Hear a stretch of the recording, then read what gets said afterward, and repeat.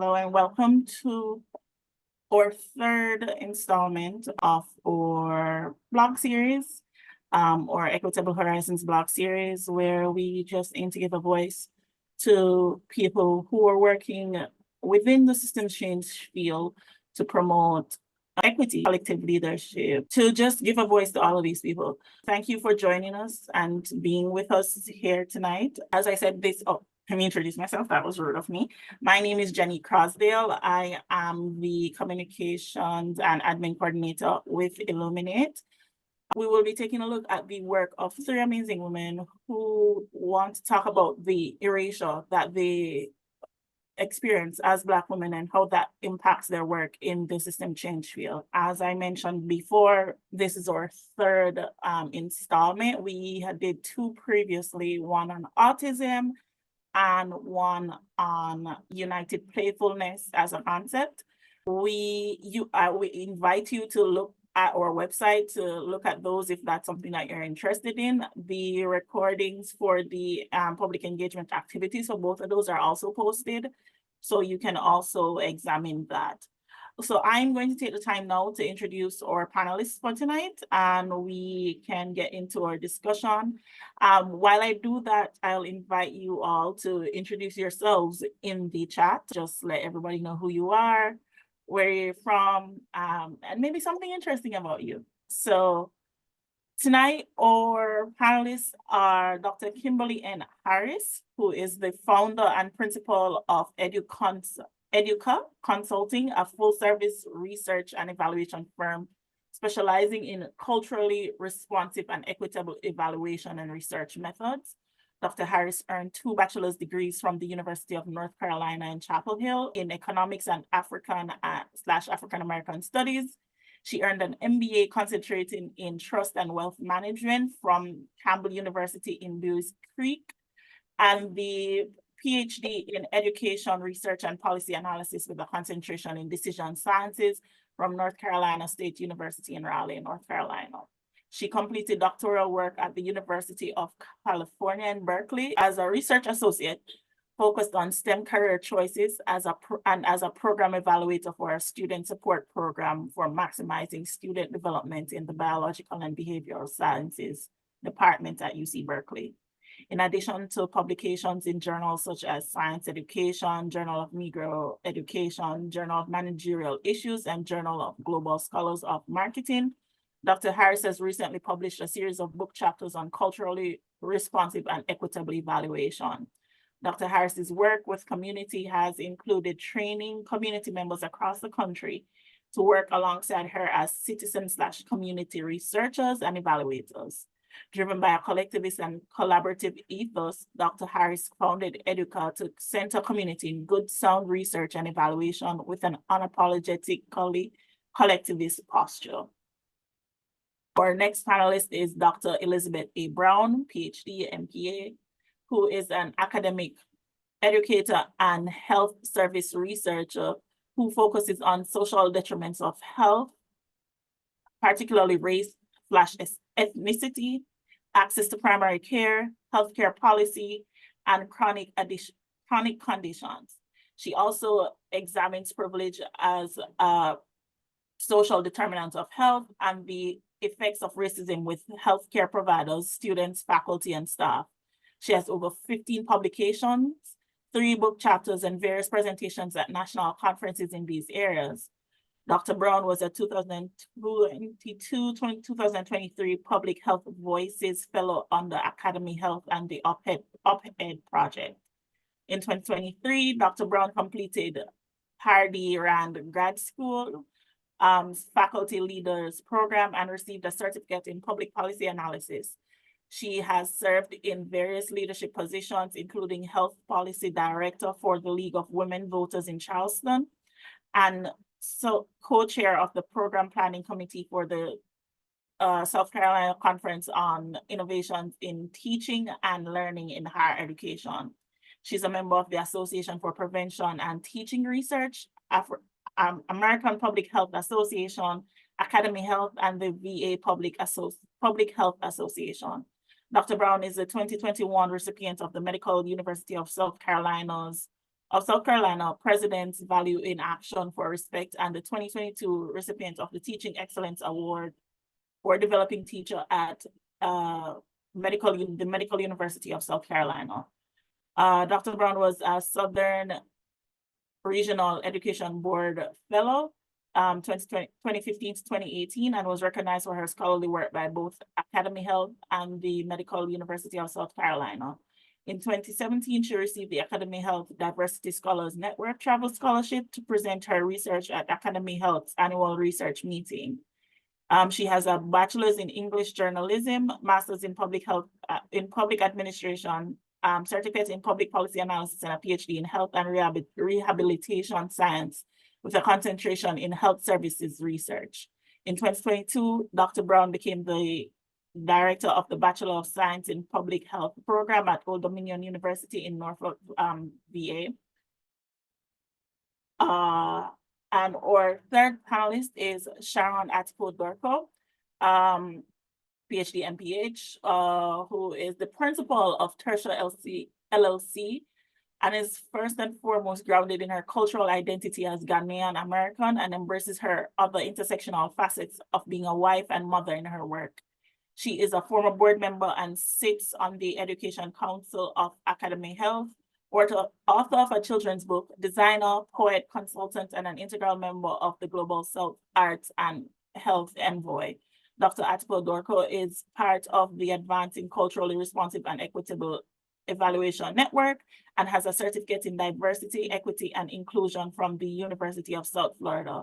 She's also an adjunct professor at Texas Women's University, a 2022 Public Voices Fellow of Academy Health in partnership with the UpHead Project, and previously worked at the Centers for Disease Control and Prevention. She, as a community scholar activist, she found her path from engineering to public health, and her work involves engaging national mobile clinics. The vision for our work is rooted in culturally responsive and equitable tools for co-designing research and evaluation initiatives with communities. As a speaker and facilitator, Dr. Attipoe-Dorcoo has also presented at several conferences, published several articles, chairs, and serves as an advisor for a number of entities and facilitated a number of trainings. And our moderator for tonight is Fabienne Pierre-Jacques, who is the network director for the Illuminate Network. Of Asian origin, Fabienne grew up and still lives in the NDG neighborhood of Montreal. I can't pronounce this indigenous word, so I will let Fabienne say it. It's a part of the traditional unceded territory in Canada. Her background includes several positions in Black community organizations and feminist groups of Montreal, included ED of the Bureau de la Communauté Haitienne de Montréal and program director of Girls Action Foundation.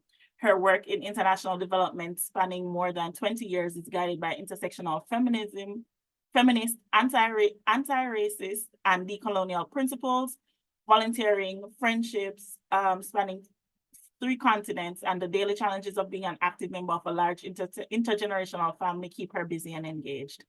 So that is our panel for tonight.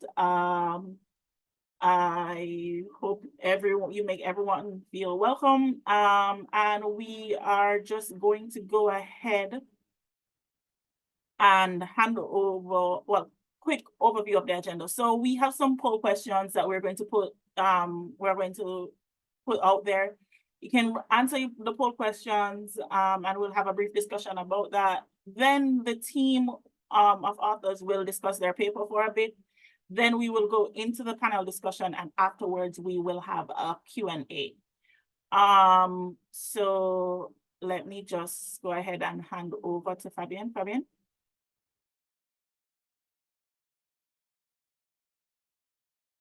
Okay, good evening, everybody. I think most of us are in the evening, or if not, good morning, good afternoon. Thank you so much for joining us. This is the 3rd in the series, as Janique just said. And so, yeah, this is our 3rd time around, and all our papers have been reviewed, selected, and worked with by an editorial committee of 6 people. And so we all are very attached to them, and we all are very proud when they come out, though, because the editorial team is in so many different time zones. I will be representing both Illuminate and the editorial team as the moderator of this session. I invite everybody to take a minute and just a couple of breaths to just ground ourselves in this space. Just a moment of thought. Just a minute, just to take a breath in and a breath out. Come in some energy, let go of your day, let go of everything else, and come into this space with us. So, there's a poll. I wanted to first invite our authors to present around the thesis that was presented in the blog. And I'm going to let them do so at their own pace, in their own way. We're going to take a few minutes and ask them to look at the 3 main parts of the story in the blog. And so it's up to you how you want to start, popcorn style.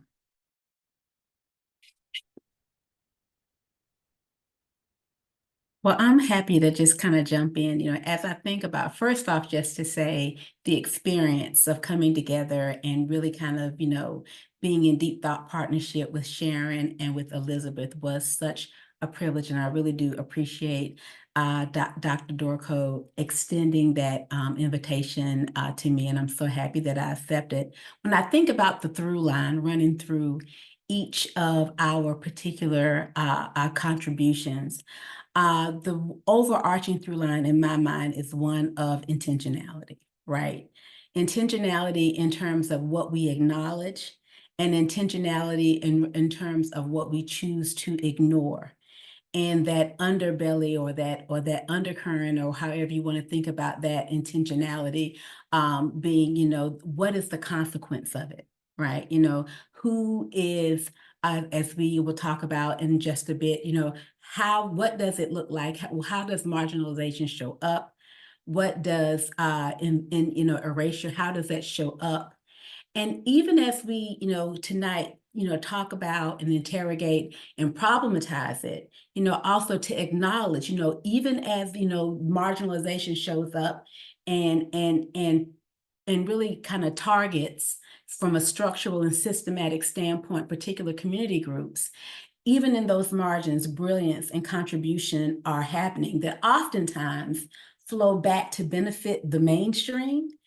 And so often without the acknowledgement of the contribution and the sacrifice and the objectification and the marginalization of those who were targeted structurally and systematically. So, as I was reading, and it's funny, and I'll share this and then I will hold silent. As I was reading Elizabeth's pieces, we were in those kind of early stages, and many of the examples, Elizabeth, that you lifted up around the public health consequence of erasure, right? And how that shows up in systems and organizations that have been given authority to tell us when we're overweight, or how do we define our own body mass, and all of the other things, right, that impact our day to day.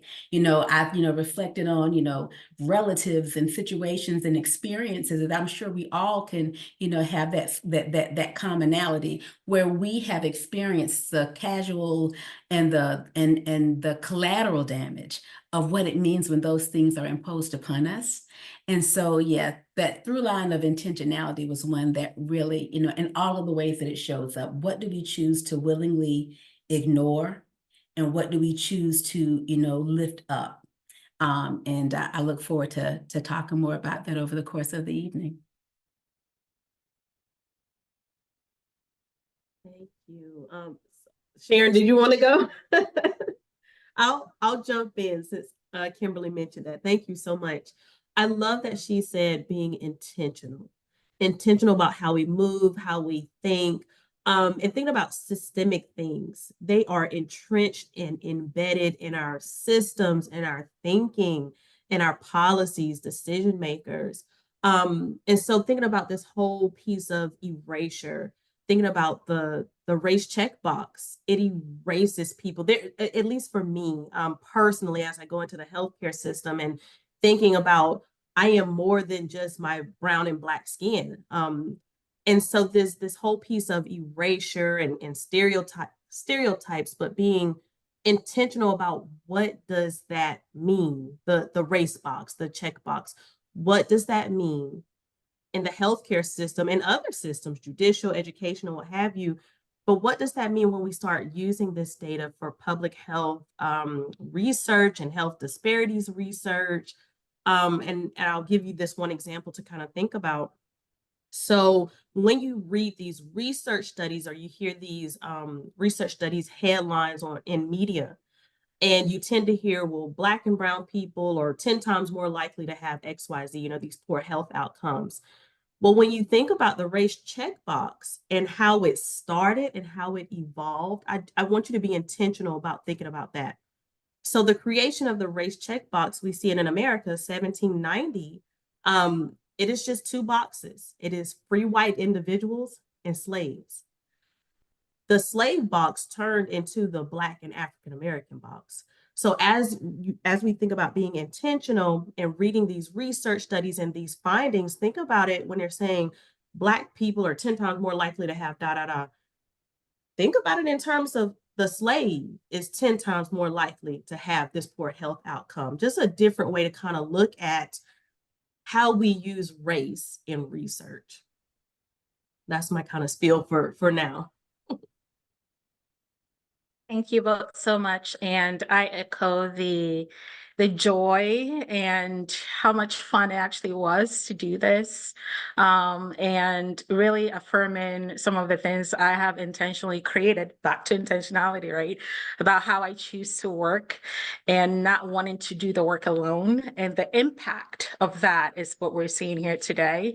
So again, I'm taking your word. I'm going to add a few flavors to it, Kim, but just wanted to start off by grounding us in how we chose to work and the intention behind how that is and the impact that came as a result of this work and this engagement. My through line throughout, and it's actually one of the themes for this whole blog series, is around collective power. And Kim, you kicked us off when you talked about, even though systemically we navigate to these oppressive structures, and sometimes can feel physically, emotionally, all the illies that we can think about the human body and physiology, how much that can be painful. There's still brilliance that is happening in those margins. And for me, I see that as that collective power piece, right? And the sort of the amazing outlets, how that brings about. An example of this, again, going back to how we chose to work, the collective power of these three amazing thoughts, perspectives, differences in ways in which we have our lived experience, our education, our profession, values, all of that coming together into this work. All of that for me resonates with collective power and what can be done in the power and the brilliance of those margins when we come together in service to equity and actually move within the systems that are not usually meant for us. However, we still operate in those systems because, back to our thesis, those systems that try to erase us we are exactly what those systems need to survive and thrive. And I'll stop there. And I'll just drop the pen, as the metaphorical might.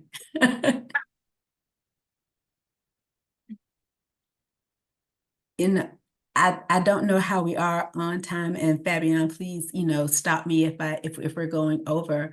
I think we still have a bit more time for this set. Yeah. Did you want to say something more? Just super quickly, I really appreciate that. And I'm looking forward to what, this evening is, holds for us in terms of our collective conversation. I so appreciate the fact that you also lifted up in this moment, Sharon, the collective power, right? Because I think, that is truly the secret sauce of what we are grappling with nationally, what we're grappling with internationally. I love, Elizabeth, how you gave us that origin story of the box, right? Because that's such an example of collective power. How are constructs crafted that intentionally create a us, them, or we, they, for the sole purposes of, that siloed thinking, thinking that, and so as we think about what does it mean to break those silos, what does it mean to truly stand in collective power, and truly understand what we really kind of, just the synergistic, kind of yield that comes from that, I think is the thing that truly is the secret sauce that I look forward to getting into tonight as well. So, thank you. So we'll get into it. We're going to have a question, a question from everybody else after a bit of the panel discussion, and I have some questions to guide this discussion. I would love to come back to collective power and collective leadership, because I think that's one of the major themes of our blog series, right? And so I'll reserve a question for that a little later. How did you get into this topic of interest or space? How did you, because it was a collective decision, I imagine, you saw the call, or this was something that you had been discussing before? How did you get into that particular topic in space? Be happy to kick this one off. Just because Elizabeth was part of the sort of the early origins of the trying to figure out whether it's a seed or whether it was a seedling at this point, I don't know. But needless to say, the thought started so Elizabeth and I, from our bios, who were part of the first initial cohort from last year for the op-ed project, which was funded through our association with Academy Health. And one of the things that we were fortunate to do is to be able to tell our stories in the form of publications in the news space, right? So you learn how to write op-eds, kind of publish in news channels. And so there are individual pieces that people write, and then you get a chance to collaborate with brilliant minds, like we're doing here. So one of the few folks that I wanted to work with was Elizabeth. Don't ask me why, it was just, we gelled that way. But needless to say, we got together and we started exploring so many different topics. Oh, at this point, I think Juneteenth was one of them. So many ideas came across, but it was just like an organic moment. And I think we both actually felt this visually in our bodies, where it was like, you know what? There's this underlying theme about our stories, our lived experiences, as how we show up in this skin, how we show up in this body as women, and how that is causing a rift in our political landscape, in our social landscape, and really influencing and impacting us negatively. So why don't we actually tell our stories about that? So that's where the genesis of this came from. We're toying with the idea. We ended up not publishing it in any of the news channels. So when this call came through, it was almost like divine timing, because we saw the areas and the thread around the pieces around the work that we want to do collectively. We saw the pieces around in the service of equity. And I've been working with Kim on the evaluation side, and she had always said, let's do something together. And just seeing how these amazing colleagues of mine work in different spaces and the brilliance of what they think about and what they bring to the table, it was just perfect. And they said yes. So that made the magic happen also. So we got together and then started putting pieces together, and here we are. And Elizabeth and Kim, what else you want to add to that?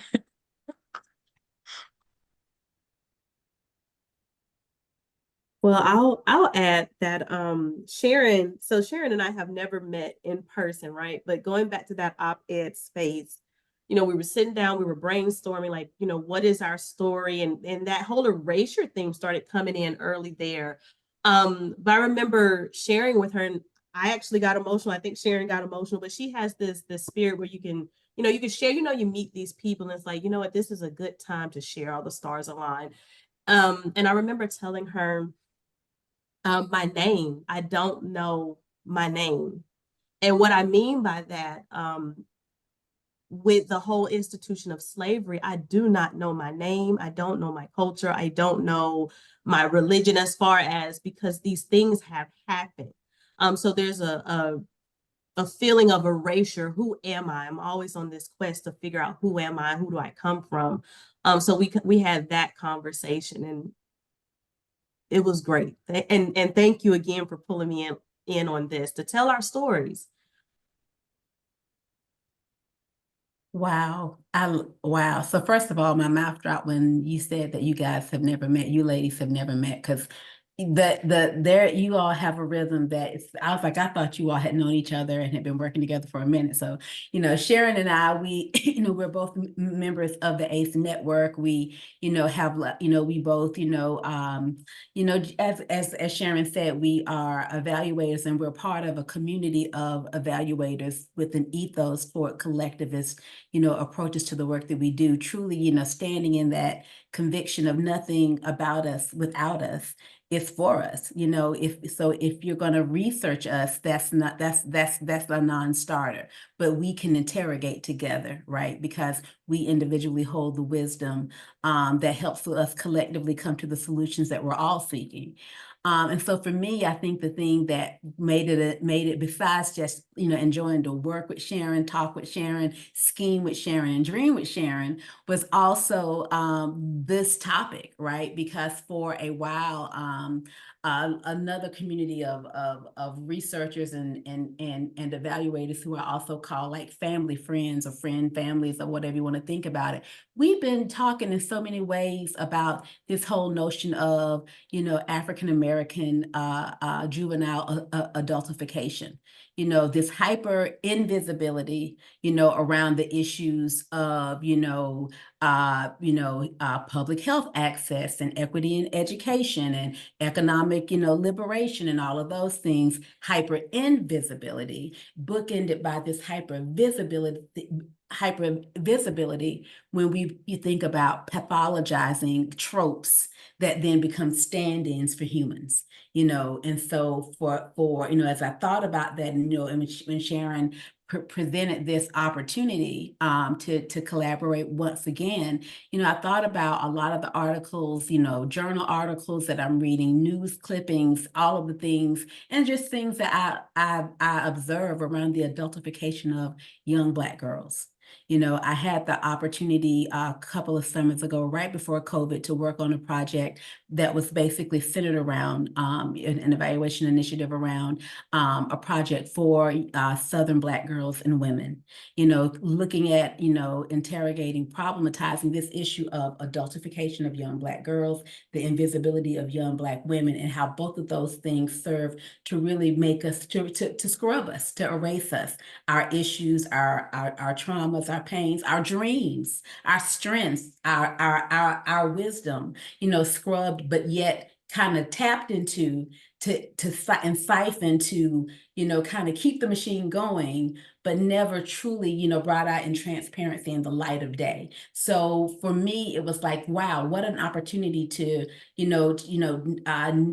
to share kind of how the evaluation and research work that I've done that has centered some of these things really kind of has pushed my thinking forward and also kind of broadened my thinking as I've come into this tent with Sharon and Elizabeth. Thank you. I want to explore a little bit around the notion of erasure, because I also heard in your description both some very specific strategies, some very specific ways in which to address that. But so there is erasure.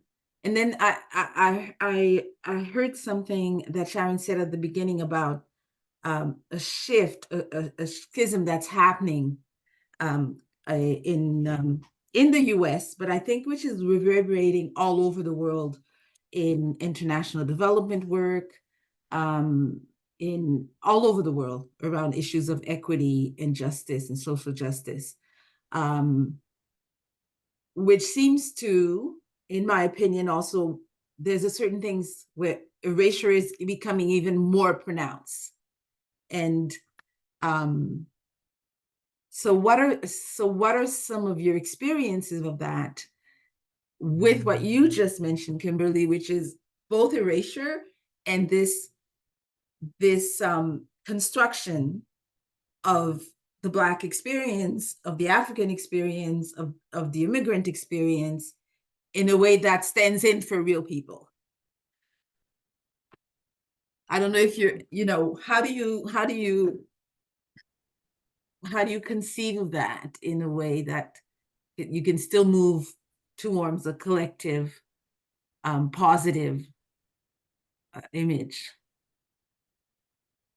I'm happy to jump in and would love to just, I can't wait to hear what both, Sharon and Elizabeth have to say and share as well.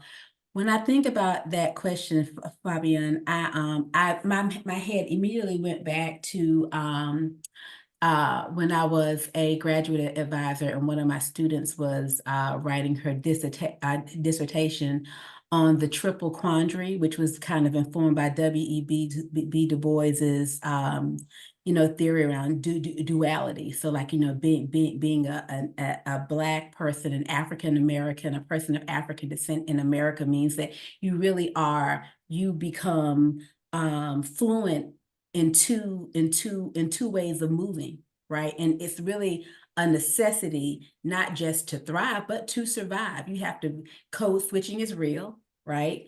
And and then the whole notion of the toxicity and pathology itself of troping, and how that can then be used to dumb down, shortcut true engagement and context and all the things, that we humans are. We're complex, contextual, complicated, beautifully complicated beings. So I think for me, I sit with that, question, and I may not even do your question justice in my answer, but I sit with that question from the positionality of first, me, right, and my lived experience, and that lived experience being anchored and tethered to the Southeastern United States, where, I heard my grandmother, who my mother's mother and my father's mother, but definitely my mother's mother, talk about, and share. You can feel the pain of being orphaned at 8 and what it meant to negotiate her existence as an 8-year-old for her survival, being fluent in Southern white racist speech and ways of moving, to recognize the signs and the signals along the way to maneuver that, while also aspiring to reconnect with her siblings, who were all kind of basically, for lack of a better descriptor, sold off, and what it meant to be, and then what it did to her as a human, to Sarah, which I speak her name, to live with all of that trauma, parse it out, compartmentalize it, and still aspire to dream, still aspire to have a family, still aspire to be more than what even, what men thought of her or saw of her as a vulnerable female human moving in the world, what white people, thought of her as a Black person, then a Black female moving in the world in this part of the world, and even what adults in her own community may have thought and felt about her as a young person. So all those things. So when I think about that and all of what she told me, and I can still hear those things in my ear around the importance of education, the importance of owning land, the importance of voting, and also the importance of not swallowing the poison, right? And I think that goes to what at least that's how I interpret it, Fabienne, of not swallowing the poison of our interactions with the bigger society that does seek to trope us, sometimes just to shortcut to deal with us, and I don't have the time to understand, and sometimes truly as a weapon of putting you in your place, or of a passive aggressive microaggression or macroaggression.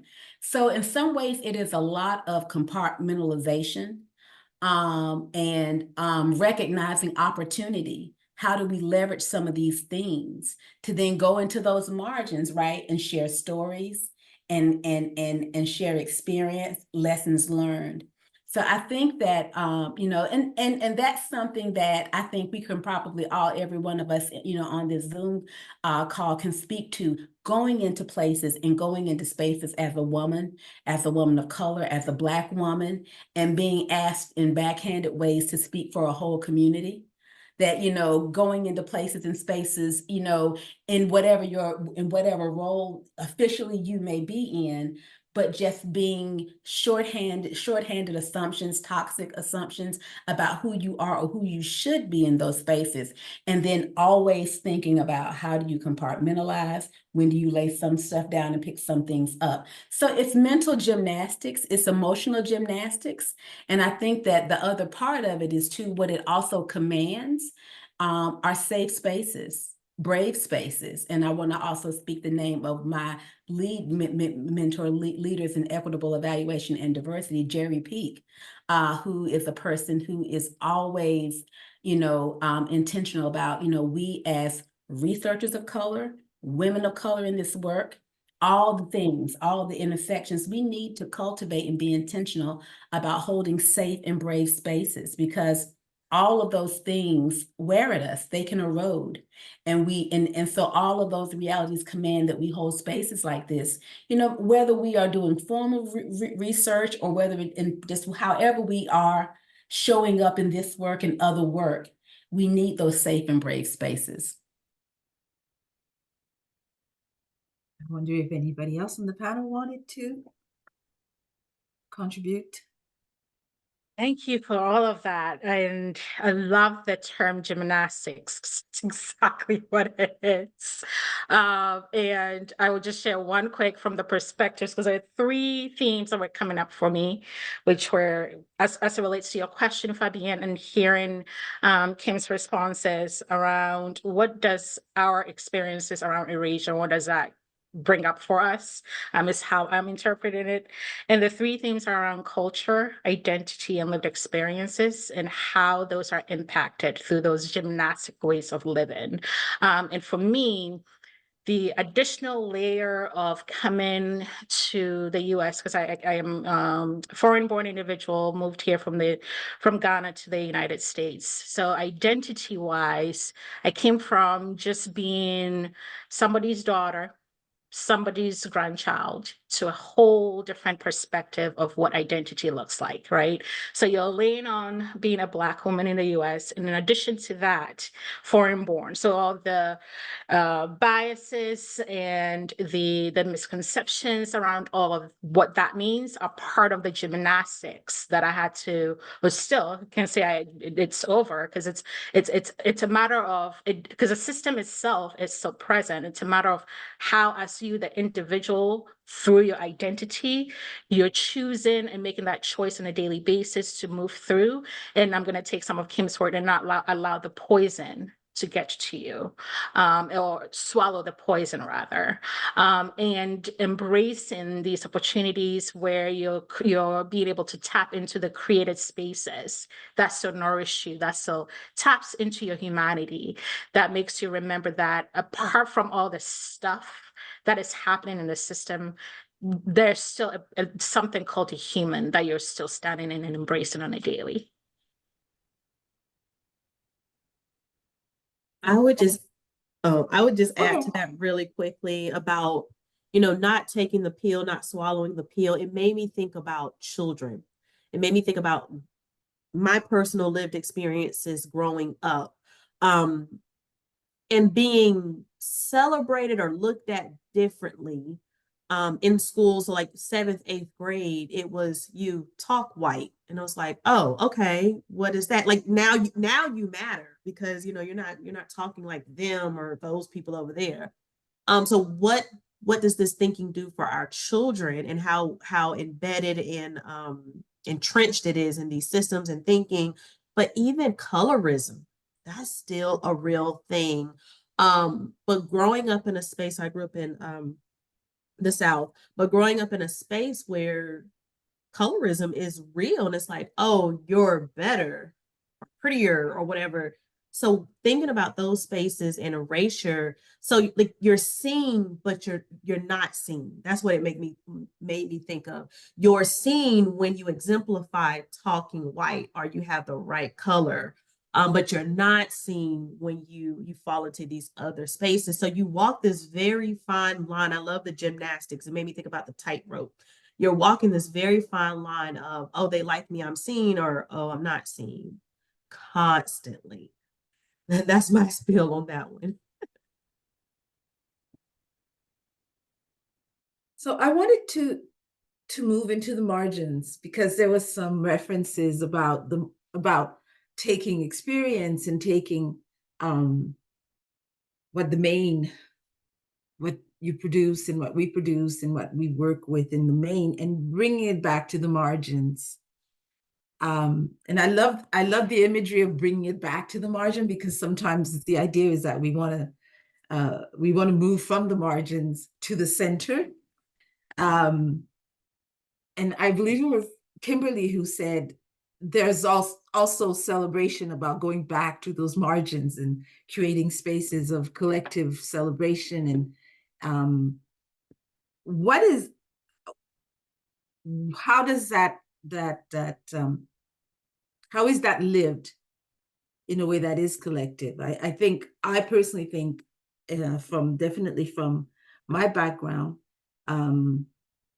collectivity was something that was extremely, extremely important as a survival skill, but also as a way to celebrate and to acknowledge our differences from I think, which was once an immigrant society. I'm from an immigrant background, but yeah, how does those margins work, both as a way to separate and also as a way to unify and to bring joy?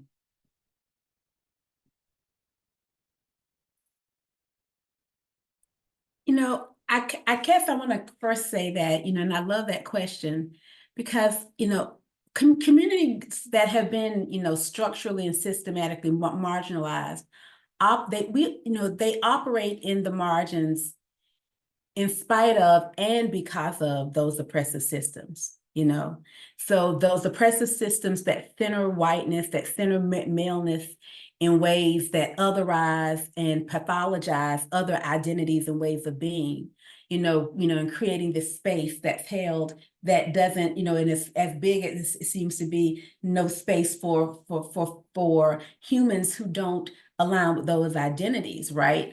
Or who don't maybe present as if they align with those identities. So I think one of the first things in terms of how, that I think about that is it's the in spite of and the because of. Because of the structural and systemic, inequities and oppressive tactics and policies and what have you, marginalization is a thing. And because marginalization is a thing, it is operating, as you said, on those shoulders, on those margins that create space away from the, like that expression, no heat, no shade, space away from the heat, to be in collective support, collaboration, community with others, and hold that space. So what it's like, it's and as I think about some of the policies, from an educational perspective that we're collectively reckoning with, affirmative action basically being deconstructed before our eyes, that's another marginalizing or potentially marginalizing moment. There are so many students for whom they have a place, and not because of how they present, but because of the genius that they hold to be in those institutions. But also, too, we know, for all of the things that we don't have time to talk about tonight, that there are so many policy inequities that have almost kind of drained some of our brilliant, amazing HBCUs and PBIs.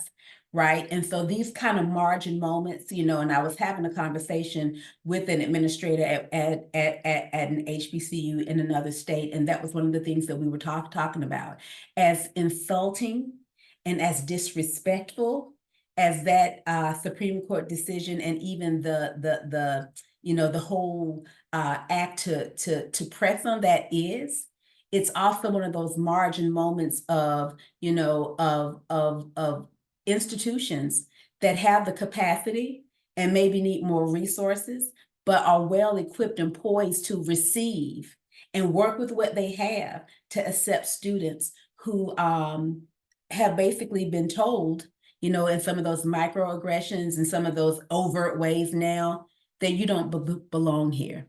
So I think that when I think about what does it mean to operate in those margins, I'm thinking about, just kind of going back to that comment, a little while ago, recognizing the opportunities that sometimes, as ugly as they are, that can be found, in those moments, to double down, to ground, to regroup, to level set, to take that breath, and then move together in ways as a collective.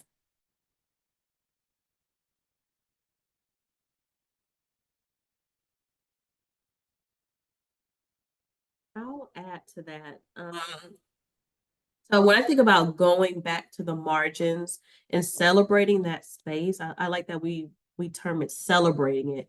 I think about love and togetherness, like loving who you are. And for some reason, my mind keeps going back to children.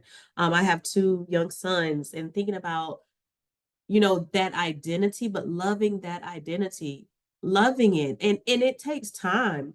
But I also wanted to say, learning to love your identity as who you are, the way you speak in your household, your skin color, but even celebrating folks and organizations like Illuminate Network or Robert Wood Johnson Foundation and Op-Ed and Academy Health for creating these spaces where Black and Brown individuals can come and share their voices.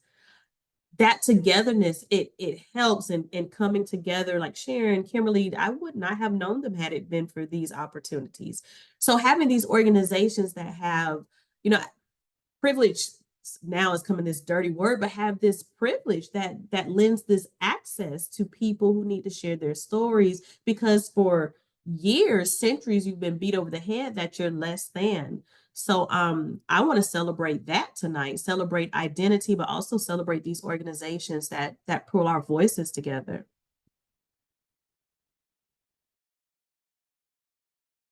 Thank Always you. love a party. So many amazing thoughts, and what is coming up for me to add to all that has been shared goes back to when we've opened in the through line around intentionality. It's coming up for me for this question, and it is, and I wrote it down. I'm actually having trouble reading what I wrote down. Okay, so essentially the intentionality around what is regarded as context. And what I mean by that is sometimes when it comes to the whole notion of operating from the margins, it's around the intentionality of what is being centered and in which context, right?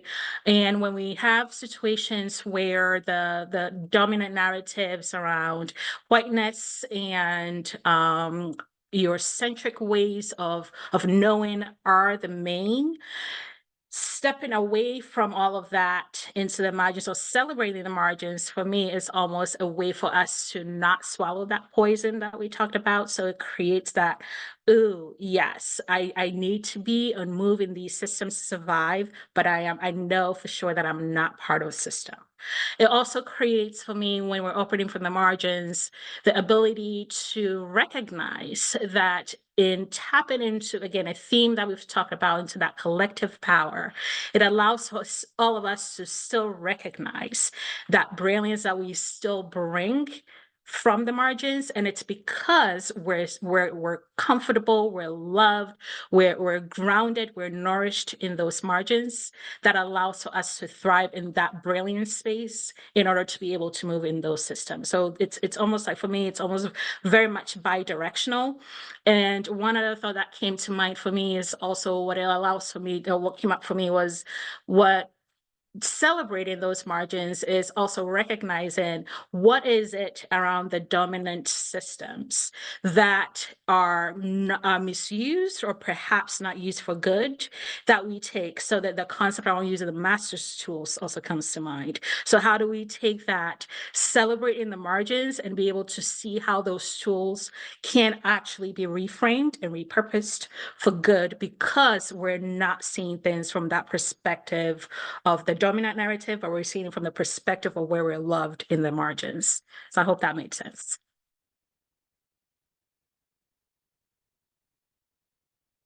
Thank you. I don't know how we're doing for time, or did we want to start with the questions? I think we could ask another panel question, and then we could start with the questions from everyone else.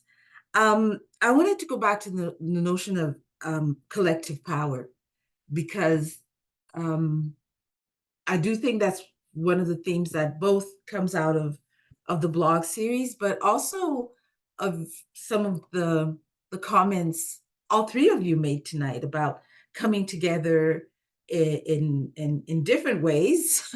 So even not having met personally, but still not having met in person, but still having this strong connection to do this work. How, as a community, specifically as Black women living an experience of erasure, and many times both being erased, but at the same time being objectified and being told by society, by by a lot of different ways about how we exist. So our reality is often structured for us, at the same time that what we're actually living is being erased. How does that feed into a collective power that I'm feeling here very strongly tonight? But how do I amplify that to actually impact some of, not the larger issues, but the much more issues that impact our communities and our countries, and the way colonialism work? How do you capitalist, colonialism, productive, those forces work? So it's not just, so how does collective power, how do we amplify that to address these forces, or how could we?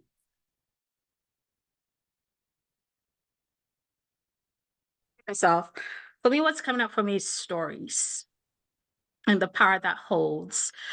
And when I just reflect on the almost an hour that we've been together, some of the things that have resonated, because obviously when we come to these things, you kind of have an idea, okay, this is the main areas I want to cover. But I'll be honest with you, most of those have gone out the door because organically, we're all sharing stories. And the collectiveness and the wisdom that is actually emanating from those stories is, it's so powerful that I can't even think of the words to describe it, because every time I hear a story being shared, there are all these connections that are being made in my head, right? And to me, that is part of how we build that collective power. It's about, and I'm going to use the DEI whole thing for a minute, because I want to use that as an analogy. When we see because when I see the D, the E, and the I always think about it as a sandwich. And we have the top layer of the bread, the bottom layer of the bread. And when we're talking about the diversity piece, it's around, for me, the intentionality around ensuring that there's consistent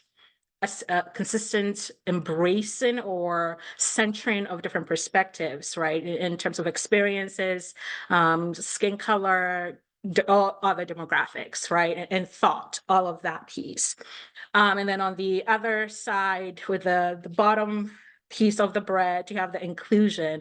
You're not just making space for the differences, but you're also making sure that the perspectives and however they show up are actually taking root, right? And that's how you have that equity in, because you're meeting, again, it's systematic, it's consistent in fair treatment of people. So if you're accounting for the pieces of the bread and it's not off balance, then you have a nice sandwich that you're taking with you. So I'm using that as an analogy to say that when I think about the stories that sort of funnel through us, orally, written, however format that they take, the notion of making space for the diversity of those stories, making sure that we're including the power and the wisdom from the inclusionist space, is how we're in service to equity and how that collective power actually feeds us in our efforts to create more equitable systems. So those are my thoughts. I love that. I love that. But I'm going to hold silent. Elizabeth, this time it looked like you were about to pounce, so I want to. Let's see. Okay, there we go. I like the part Sharon talked about stories. Talking about collective leadership, I think about not just listening, but empathetic listening, like listening as an empath. And I think Sharon, I think that's kind of how we really connected, because we sat and we had that op-ed idea, we were brainstorming, but we sat and we listened to each other and we were empathetic to where we were coming at from this space as Black women. But I also thought about emotional intelligence, but this self-awareness, awareness of self and others and being empathetic. But how does all of that build these relationships? So that's the space I was in. I love that you talked about stories and how stories can be impactful and powerful if we just take the time to sit and listen to people. Even thinking about this erasure of DEI in these schools and universities, and how it makes these students feel like, is anyone listening to them? You know, are you listening to the people in the margins? Are you listening to other folks? So yeah, just storytelling and empathetic listening skills. Yeah, I don't want to drag it on, but that's the space I'm in. Hey, thank you very much. I actually think it's a powerful answer. It's because storytelling is the way many of our communities or cultures have survived through a lot. You know, in my culture, in Haitian culture, storytelling is very powerful when you have 80% illiterate population, right? That's how you maintain these things. And I think also we're at a stage in technology where we have so many different ways to tell stories and so many ways to amplify our voices through that technology. Some of the stuff is very negative, but a lot of the stuff is incredibly positive. So the last thing is, I wanted to know, we're going to take questions from the audience, or from those who joined us tonight. Any specific ask from that you have for the audience before we take their questions? I have one ask, invitation, if you will. I would really, I love what Sharon and Elizabeth lifted up around the story.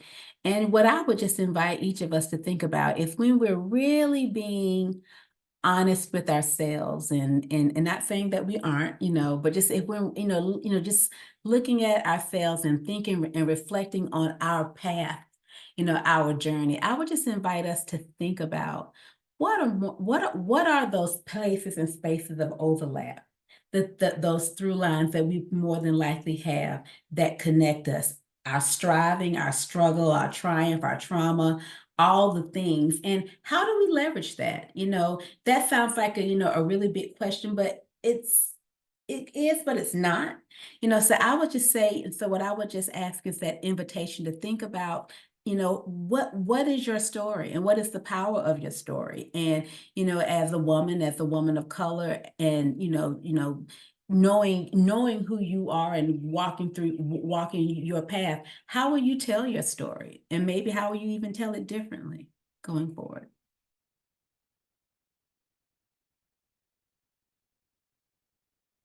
Okay, so I'm going to invite people to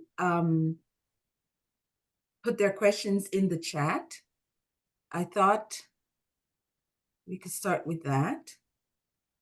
We also have the polls. I don't see the answers very well from where I am. I don't know why. But if anybody has specific questions in the chat, we could look at them now.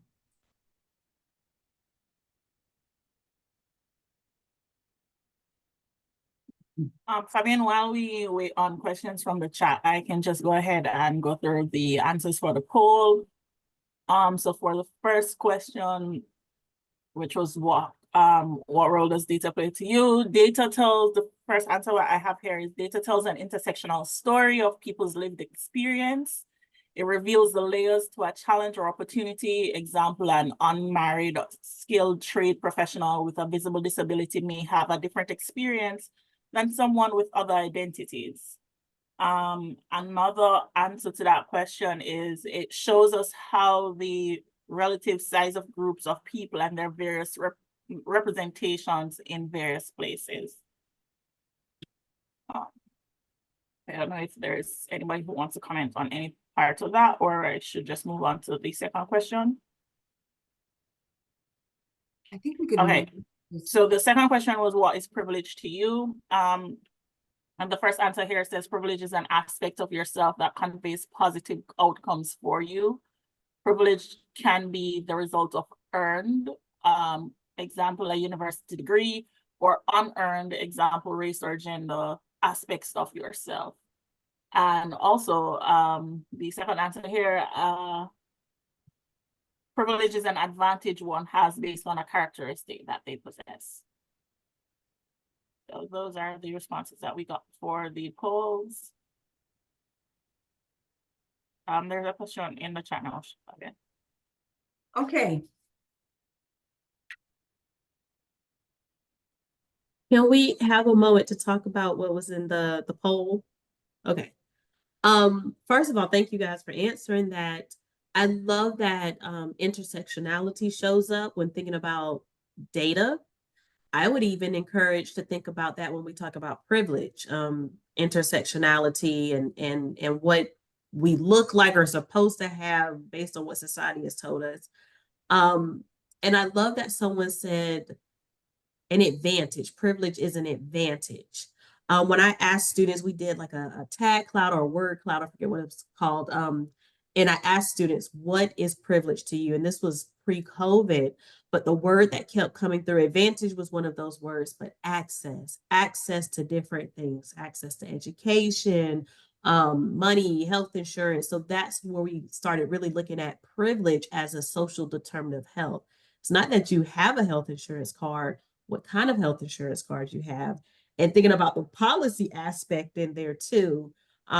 So thinking about individuals that have a Medicaid card versus a Medicare card or private health insurance, and how does privilege play into that based on policies and policymakers?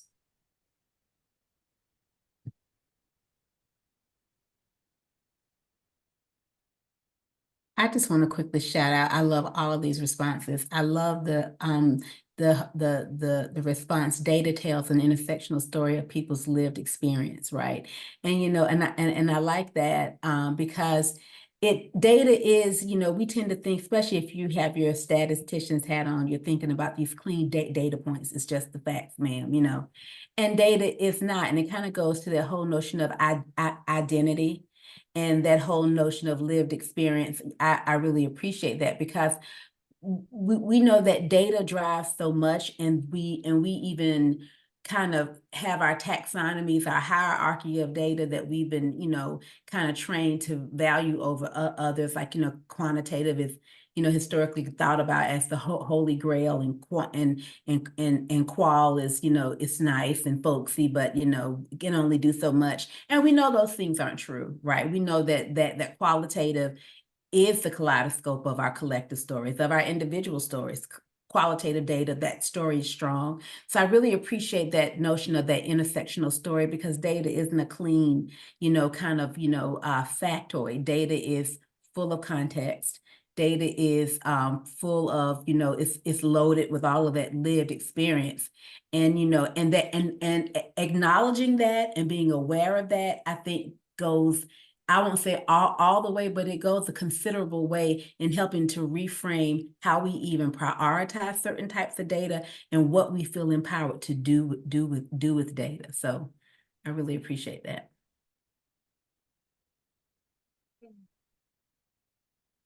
So one of the first questions we have is from Katie Booth, who's actually thanking you, Sharon, for the invitation to be here with you all. She's curious, as you continue on your journey, what is or where are the learning edges for you? What is stretching you in your scholarship? And I'll kick this one off. Yeah. I love that question, and I love Katie. Thank you for being here. So I'll say a couple of things. One, the first thing that comes to mind, and this is the way Sharon's brain goes, because thank you, Kim, for your previous response. Actually, thank you both, Elizabeth and Kim, around the concept around data, because what it brought up for me was Heather McGhee's work. And Heather McGhee, for those who don't know, a amazing, brilliant economist who challenges us to look at our systems. But one of the things that stands out to me from her work is a fallacy around that zero-sum game. Because we sit in the econ class, it's one of the very first things you learn. And how, when we talk about centering the dominant narratives, and that's a fight we're having now, right? Politically, socially, the stripping of policies that are supposed to provide some iota of redress to what we've historically experienced, right? And all of those being stripped away. But thinking about centering individuals and the voices in the margins does not take away from the dominant narratives at all. In fact, it does the opposite. And Kim does a brilliant job of this and highlighting this in the work. So one, to answer your question, for me, it's how am I always recognizing that fallacy is how I am moving in the system. However, what am I also doing to ensure that the work that I do emphasizes that is exactly what it is. It's a fallacy. So that's one. And then two, oh shoot, I forgot the other one. I had two thoughts and I thought I had it down. That's why I looked down. So one was a zero-sum piece. Let's keep going. It might come to me and then I'll add to it.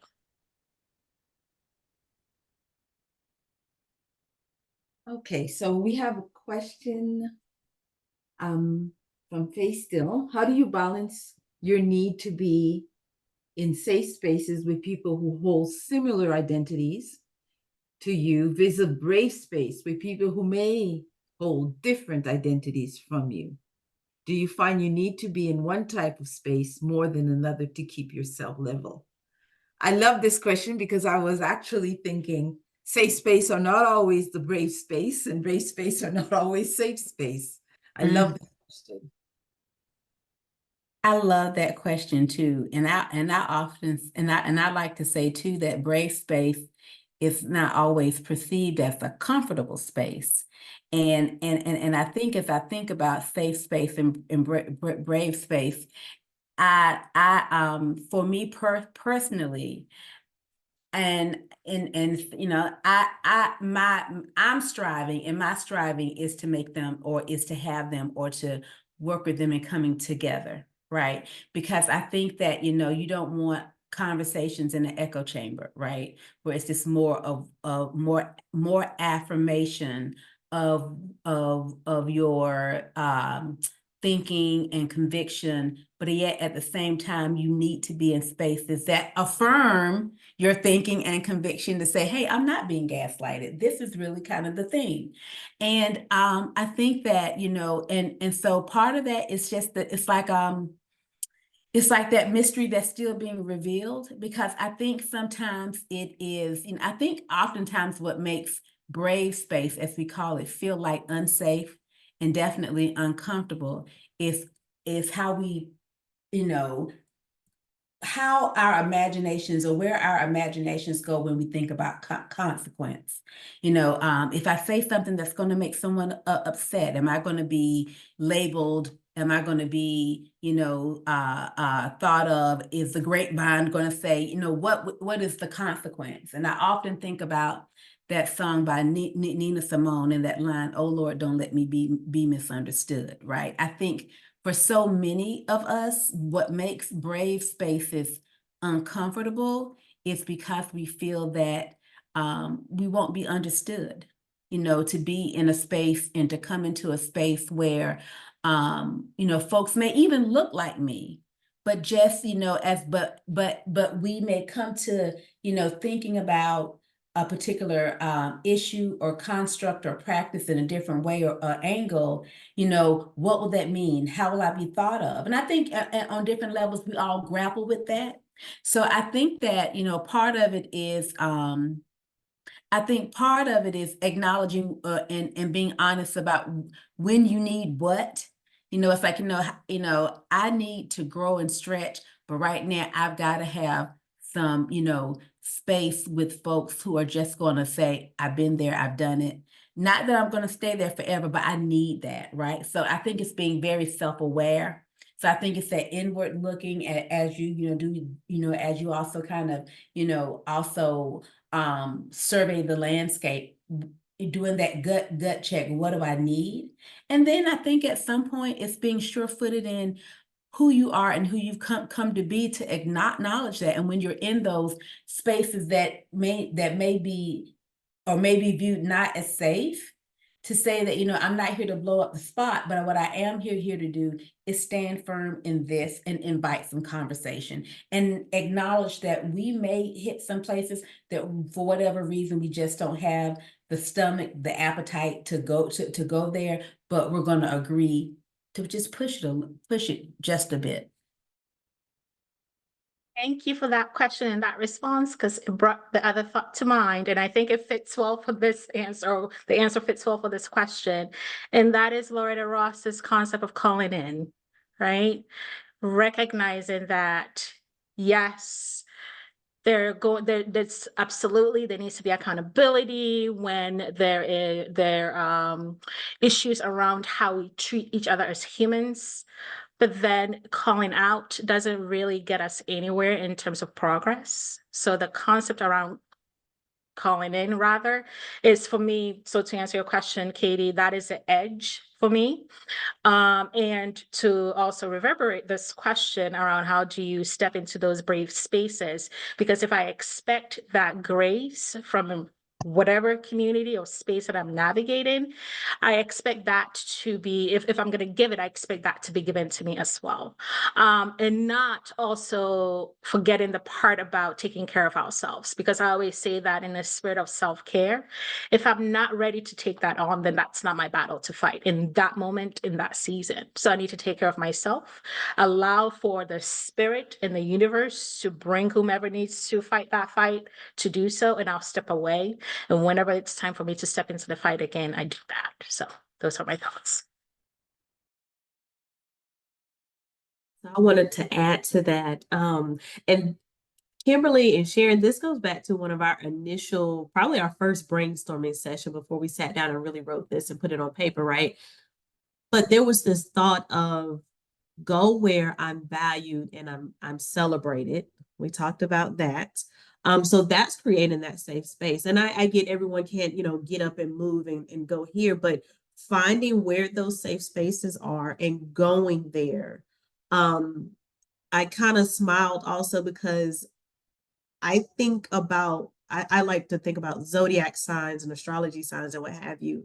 And I'm one of those introverts, But I think about, you know, my sun, my moon, and what have you. But I have this astrology sign that's more of a social butterfly.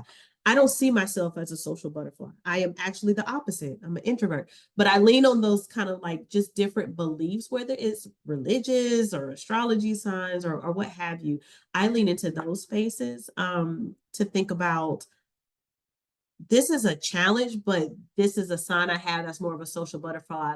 I'm on stage, I'm acting now. I had a friend tell me, Beyonce, I'm going to reference Beyonce in this.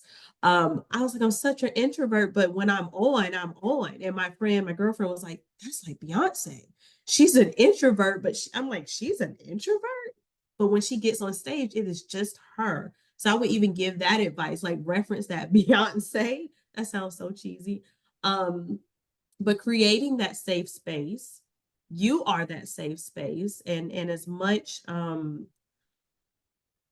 the words leaving me right now, but as much control you have over that, you create that safe space for yourself and for others.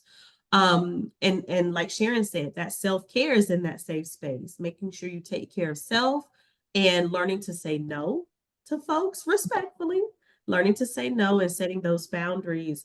Another thing I will offer is, you know, as much as code switching is exhausting, it's another skill set we have. And I kind of look at it like a game. I don't know if that's wrong or right. I'm not here to give like counseling advice, but thinking about it, like this is a challenge. So I look at it as a game. How well can I code switch today? And I'm gonna do the best I can. And that's a part of my safe space. Maybe I'm just one of those crazy folks that do that, but I look at a challenge as just an opportunity. That's what I'm basically saying. So think about that when you think about these safe spaces and brave spaces. And I'll just say super quickly, I'm sorry, Fabian, I think the other piece is just to also hold that, like, as you said, be that for yourself and for one another.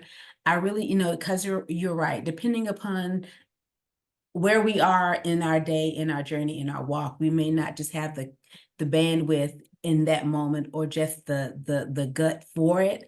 But I think it's great to know that you have a community of like-minded, not zombies, but a community of like-minded folk who are sometimes going to lovingly say, I know you've set this one out, but we really need to think about how do we engage and have some critical and crucial conversations, knowing that you're going to be okay. I'm with you.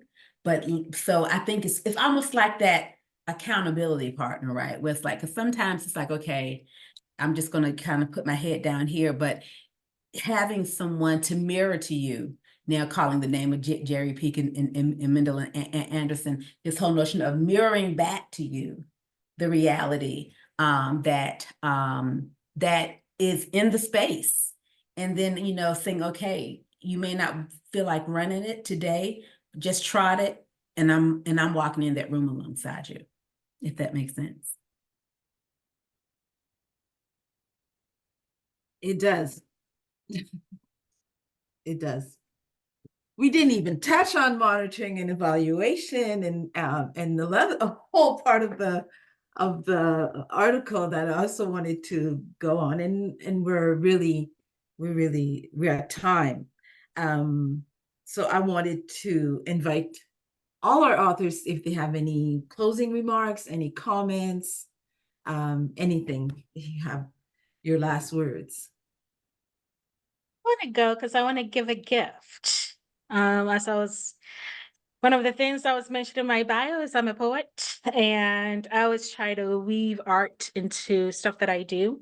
So my parting words is going to be a poem that I wrote for this evening. So I hope you enjoyed it, and part of how we're creating brave space for each other in the spirit of collective power.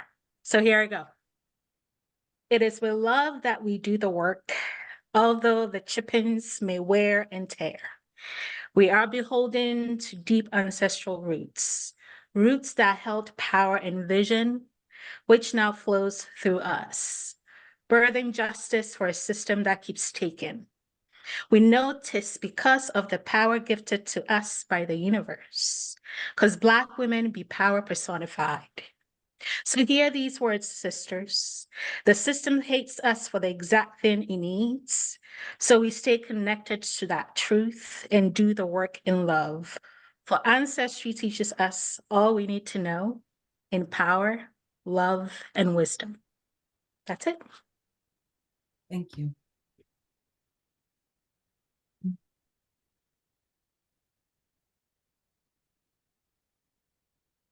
Thank you. Yeah, that's my parting word. I think that's the icing and the cake. Thank you. Yeah, the vision. I love that you ended us with vision. So we came in with being intentional, and as we leave, thinking about vision. What's the vision? What's the goal? And thinking about collective leadership and power. That was beautiful, Sharon. Thank you. Thank you. Yes. I think we need another conversation, Fabian. We It's like definitely do. We can set up a Zoom anytime. I think it would be really nice to have another conversation because, but thank you so much for this evening. Yeah. I want to thank all three of you, Sharon, Elizabeth, and Kimberly. I also want to thank you as doctors because I think we should acknowledge these things because these are important things. And we didn't even, there's so many questions I had about your experiences in healthcare and your personality around erasure on that. So you can see, I could have gone on for another 3 hours easily. Yes. But thank you for the time you did sacrifice for us to come and do this public engagement. I really think your blog just scratches the surface of what is such an important conversation to have. And I want to thank you again for the blog and this evening. I do. It was very nourishing. It was very encouraging. It was really wonderful. I'm going to hand back to Janique, who's actually did so much work to get this going. And before I close, I also want to give her a big thanks. She hasn't said much and contribute so much behind to call people, get everything going, set up the time, try to pronounce my indigenous land acknowledgement. So thank you very much, Janique, for all the work you've done. Thank And you. thank you for being, I mean, thank you all. Thank you. Okay, thank you. Thank you so much, Fabian. And I just want to say thank you as we close. Thank you to our authors once again, for the piece and for being here tonight and for your contributions to the conversation. It was a very good conversation. I also wanted to say thank you to the persons who took the time out to be here tonight. I know it's late. It's 8:26. I'm an hour behind because I'm in Jamaica. It is pretty late, and I want to thank you for being here. It is a great conversation, and it's a great continuation of our blog series so far. I don't know if any of the authors have anything coming up that they would want to plug, they want to talk about real quickly. Before, or if you can do that in the chat, or you can just let me know and I do that. But for us at Illuminate, our next blog comes out tomorrow. This is a piece about, let me get the title correct. So it's Tools for Systemic Change, a crucial stance on sustainable tourism projects with international corporation resources. The case of the coast of Acoachipas, I'm pretty sure I butchered that, in Mexico. This blog will be available in both Spanish and English. It was originally written in Spanish, but we have gotten a translation, so we will be making that available in both Spanish and English. And our engagement activity for this piece is on the 25th of April, which is next Thursday at 8 p.m. EDT. And that will also have simultaneous translation into English as well. So if you're interested, you could join. Also, please keep up with the blog series. We release a blog every other week, and then we have the engagement activities in the weeks that fall in between.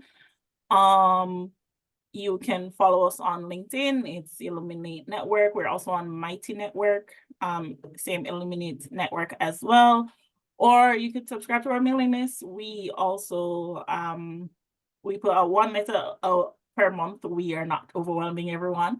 And we just let you know what the roundup is and what we're doing and how we continue to work towards advancing systems change in our world.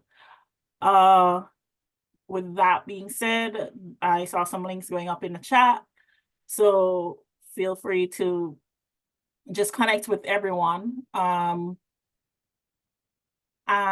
thank you again so much. We are right on schedule, ending at 8:30. So thank you everyone, and have a good night.